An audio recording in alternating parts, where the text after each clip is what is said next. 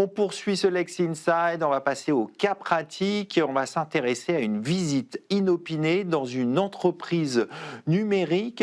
Comment ça se passe? Quels sont les droits et obligations de l'entreprise? On en parle tout de suite et je vais commencer avec vous, Joseph. Il y a une visite inopinée, les enquêteurs débarquent. Comment ça se passe? Écoutez, on va essayer de faire en sorte que ça se passe le mieux possible. Je prends l'exemple de l'enquête lourde, visite inopinée en cas d'enquête lourde. Donc les enquêteurs arrivent dans l'entreprise aux alentours de 9 heures. Si la visite a lieu au domicile d'un salarié, ça a lieu plus tôt, ça peut commencer à 6 heures du matin, parce qu'il faut être sûr que le salarié soit présent. Naturellement, 6 heures ou 7 heures du matin, au domicile, là, c'est vraiment très perturbant.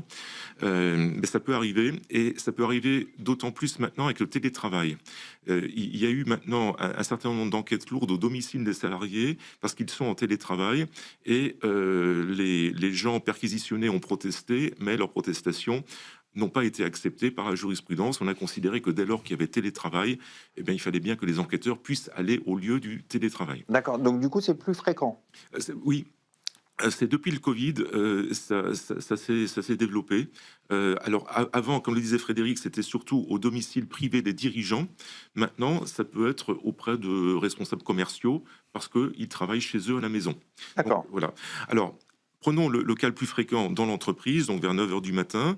Donc là, il faut que l'entreprise ait mis en place une organisation pour recevoir les enquêteurs. Donc il faut qu'à l'accueil, les personnes de l'accueil aient des fiches pour savoir qui prévenir. Donc en général, on dit qu'il faut prévenir les juristes, directeur juridique, puis si le directeur juridique n'est pas disponible, tous les juristes présents ou à défaut le directeur financier par exemple, pour quelqu'un qui puisse recevoir les enquêteurs. Il faut vérifier leur carte professionnelle, il faut recevoir la notification de l'ordonnance pour pouvoir après en prendre connaissance et l'analyser tout au long de la journée. Et puis, il faut accueillir les enquêteurs le plus vite possible, prévenir les avocats. Donc là, les juristes doivent prévenir les avocats. Il faut faire attention. Une erreur parfois qui est faite, c'est de laisser un message sur un portable. Mais Pourquoi l'avocat, c'est une erreur? parce que l'avocat, il prend pas connaissance de tous ces messages sur son portable immédiatement. Nous, ça nous est arrivé dans une répétition où l'entreprise avait laissé simplement un message sur un portable et l'avocat, il en a eu connaissance 1 heure ou 2 heures après. Vous voyez, Donc là, il faut rappeler l'avocat jusqu'à temps de l'avoir. il faut donner comme instruction de toujours parler à un avocat personnellement. Et donc, et lorsqu'on appelle le cabinet, demander à parler à un avocat, même si celui qui est sur la liste n'est pas présent, ben on en prend un autre. Hein. Donc il faut à tout prix faire cela pour que l'avocat puisse venir, ou les avocats, le plus vite possible dans l'entreprise. Ensuite, il faut installer les enquêteurs dans une salle, alors dans une salle sans documentation, dans une salle vide. Il faut organiser une deuxième salle avec un quartier général où il y aura d'autres avocats plus des juristes pour analyser l'évolution de l'enquête au fur et à mesure et voir qu'est-ce qu'ils cherchent et commencer à faire un diagnostic. Est-ce que c'est grave ou est-ce que c'est pas grave pour pouvoir prendre les mesures qui s'imposent. Et comme je l'avais dit, en fin de journée, il faut prendre des décisions sur les recours qu'on va faire, sur une éventuelle clémence, sur des audits forensiques à organiser. Voilà un peu le déroulement. Alors il faut également que chaque enquêteur soit toujours accompagné par un juriste ou un avocat. Il faut jamais laisser les enquêteurs seuls avec des salariés parce que ça peut D'accord. donner lieu à des auditions informelles très très dangereuses. D'accord. Et là, le rôle du directeur juridique de cette entreprise du numérique, c'est quoi?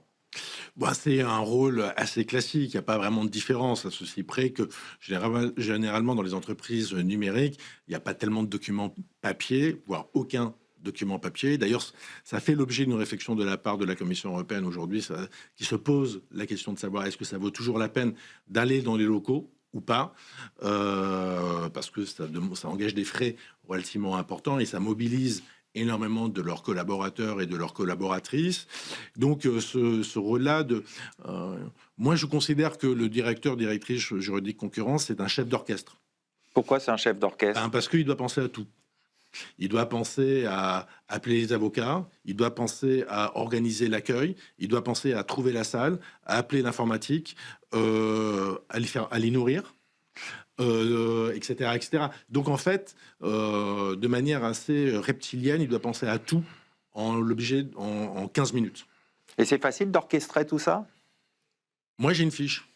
Moi, je vous dis, j'ai une Vous avez une petite fiche pratique J'ai avec une toute fiche la pratique, checklist voilà à respecter? exactement, qu'est-ce que je dois faire, qui je dois appeler. Alors, on a déjà des salles louées en cas de perquisition. Donc, chez Suez, on sait que s'il y a une perquisition, ben, les gens qui vont perquisitionner seront logés là, que les gens de Suez seront logés à tel endroit, pas à proximité, surtout pas à proximité. Et comme me disait Maître Vogel, suivre en permanence, avoir en permanence quelqu'un à proximité, si ce n'est à côté des enquêteurs ou des enquêtrices. Moi, je l'ai vu lorsque j'étais du côté de l'autorité, des gens qui étaient des enquêteurs simples et qui ont découvert des choses, alors que s'il y avait eu probablement un avocat ou un juriste ou une juriste, ça ne serait pas passé comme ça. D'accord. Qui font aussi des auditions informellement, alors que ça ne devrait pas être le cas. Donc oui, oui, c'est essentiel. Donc ce rôle de chef d'orchestre est absolument important de la part du juriste et alors, du directeur juridique, puisque c'est sa responsabilité. Et donc voilà notre rôle. Et les choses principales se font dans la demi-heure, dans l'heure qui suit leur arrivée. Donc, il faut faire attention tout de suite, être vigilant et être réactif. Voilà, il faut avoir les bons réflexes, savoir qui appeler, comment appeler, qui prévenir évidemment sa hiérarchie, qui elle après gérera ça de son côté en collaboration avec vous évidemment, puisque c'est vous qui ramenez les informations d'en bas. Mais voilà, donc ce rôle-là est absolument, à mon sens, est absolument crucial, et la collaboration avec les avocats l'avocat est fondamentale. est essentielle. Joseph, on est dans une entreprise du numérique, donc les informations sont sur support numérique, ordinateur, téléphone. Est-ce qu'on peut protéger les informations sensibles? Alors, il y a deux types de protection possibles. D'abord, le secret professionnel avocat-client. Donc ça implique de signaler aux enquêteurs qu'il y a des correspondances avocat-client.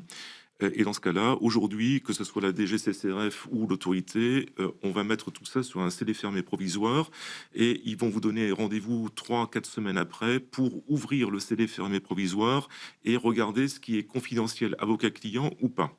Mais ça implique un travail très important au cours de ces 3-4 semaines, et un travail avec un forensique, parce qu'il faut identifier toutes les correspondances avocat-client que l'on estime devoir être protégées, et il faut justifier correspondance par correspondance pourquoi ça relève du secret. D'accord. Donc c'est long à faire. C'est très long. Et si on ne le fait pas, ce n'est pas reçu, y compris par les juges. Les juges exigent que... c'est un peu disproportionné aussi et asymétrique, parce que l'autorité va tout saisir, et vous, il faut que vous, pièce par pièce, vous justifiez pourquoi ça ne doit pas être saisi. Et il y a un désaccord fondamental actuellement entre les entreprises et l'autorité de la concurrence, puisque l'autorité, comme on l'a dit tout à l'heure, considère que seuls les documents avocat-client en vue de la défense de l'entreprise, donc après enquête ou après procès, sont couverts, et uniquement en plus dans les dossiers de concurrence. D'accord. C'est très restrictif. C'est très restrictif. Et donc vous avez un désaccord de principe. Et lors de l'ouverture des scellés, ce que nous considérons aussi un peu anormal, c'est que vous avez en face de vous 10 rapporteurs par équipe de 2 qui vont regarder les correspondances avocat-client et qui vont dire oui, ça c'est confidentiel, ça c'est pas confidentiel. Entre deux équipes, la même correspondance, parce qu'il y a des doublons en informatique, peut être considérée comme confidentielle par les uns et pas par les autres. Et vous n'avez pas votre mot à dire. C'est-à-dire que si vous commencez à dire ça devrait être confidentiel, ils vous disent non, maître, ça sera devant le juge. Donc le dernier mot revient à l'autorité. Voilà.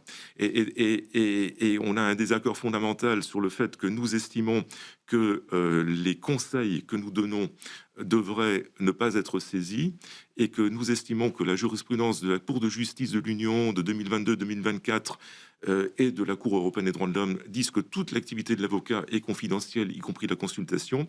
Ce n'est pas l'avis des rapporteurs de l'autorité. Donc là, on a un débat de principe que l'on pose devant les premiers présidents et devant la Chambre criminelle, la Cour de cassation.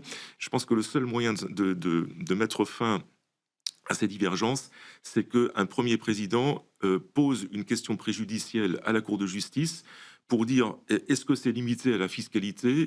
Nous ne le pensons pas du tout. Ou est-ce que ça s'applique aux affaires de concurrence? D'accord. Voilà. On va conclure l'émission là-dessus. Merci à tous les deux d'avoir participé à ce Lex Inside, le grand débat. Merci de votre fidélité. Restez curieux et informés. À très bientôt sur Be Smart for Change.